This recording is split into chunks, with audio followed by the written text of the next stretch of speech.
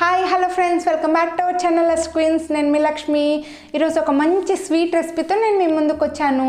చాలామందికి ఇంట్లో స్వీట్స్ చేసుకోవాలని ఉన్నా ఎక్కువ ఇంగ్రీడియంట్స్ కావాలి, ఎక్కువ టైం పడుతుంది, ఎక్కువ శ్రమ ఉంటుందని చెప్పేసి వాళ్ళు ఇంట్లో స్వీట్స్ చేసుకోకుండా బయట షాప్స్ నుంచి తెప్పిస్తూ ఉంటారు కదా.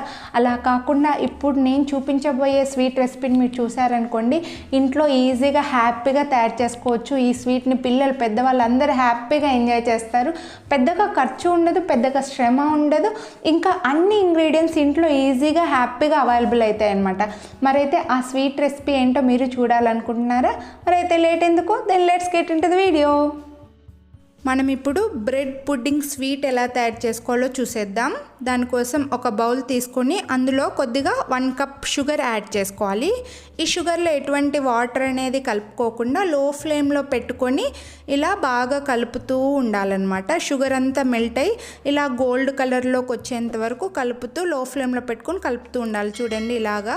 ఆ తర్వాత దీన్ని, ఈ క్యారామిల్ని మనం ఏ బౌల్లో అయితే పుడ్డింగ్ తయారు చేసుకుంటామో ఆ బౌల్లోకి క్యారామిల్ని ట్రాన్స్ఫర్ చేసుకొని దీన్ని పక్కన పెట్టుకొని ఉంచుకోవాలి. ఆ తర్వాత బ్రెడ్ పీసెస్ తీసుకొని సైడ్స్కి ఉన్న బ్రౌన్ కలర్ అంతా కట్ చేసుకోవాలి. నేను ఇక్కడ ఒక 6 బ్రెడ్ పీసెస్ తీసుకుంటున్నాను, మీరు ఎన్ని కావాలంటే అన్ని తీసుకోవచ్చు. ఆ తర్వాత బ్రెడ్ పీసెస్ అన్నీ ఇలా కట్ చేసుకొని ఒక బౌల్లోకి తీసుకోవాలి. దీన్ని మళ్ళీ బ్లెండర్లోకి తీసుకొని టోటల్గా బ్రెడ్ పీసెస్ అంతా ఫైన్ పౌడర్ లాగా అయ్యేలాగా బ్లెండ్ చేసుకోవాలన్నమాట. ఇలా బ్లెండ్ చేసుకున్న దాన్ని ఒక బౌల్లోకి ట్రాన్స్ఫర్ చేసుకొని పక్కన పెట్టుకొని ఉంచుకోవాలి. తర్వాత ఇంకో చిన్న కప్పులోకి 2 టేబుల్ స్పూన్స్ కస్టర్డ్ పౌడర్ తీసుకుని అందులో కొద్దిగా వాటర్ కలిపి బాగా మిక్స్ చేసుకోవాలన్నమాట. ఎందుకంటే ఈ కస్టర్డ్ పౌడర్ని డైరెక్ట్గా పాలల్లో వేస్తే ఉంటల్లాగా వచ్చేస్తుంది కాబట్టి దీన్ని పక్కన పెట్టుకొని, ఆ తర్వాత మనం ఏ బౌల్లో అయితే క్యారామిల్ తయారు చేసుకున్నామో అదే బౌల్లోకి 1 గ్లాసున్నర పాలు తీసుకోవాలి.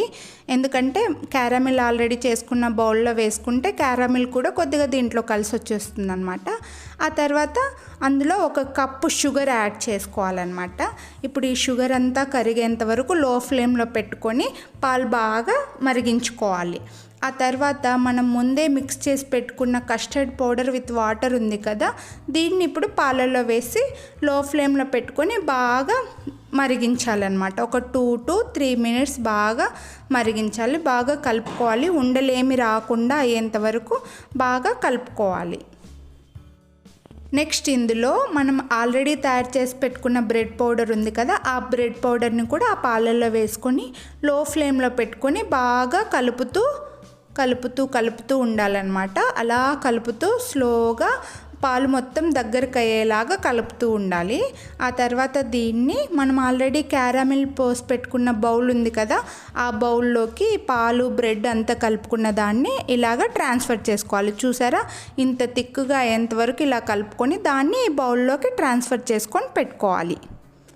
తర్వాత ఇంకో స్టవ్ మీద మనం ఆల్రెడీ బ్రెడ్ పుడ్డింగ్ చేసుకోవడానికి ఒక బౌల్లో పోసుకున్నాం కదా, ఆ బౌల్ కంటే పెద్ద బౌల్లో కొద్దిగా వాటర్ తీసుకొని అందులో చిన్న కప్పు పెట్టుకొని వాటర్ బాగా మరిగించుకోవాలన్నమాట.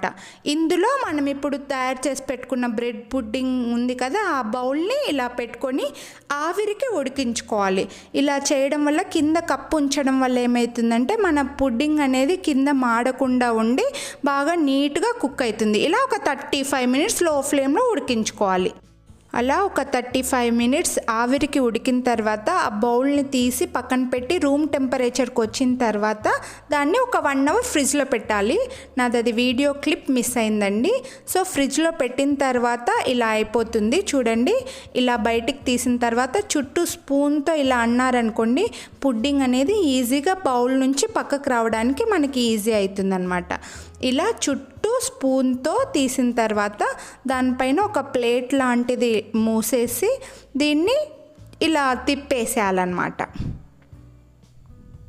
చూడండి, ఇలా తిప్పేస్తే మన స్వీట్ రెడీ అయిపోయింది.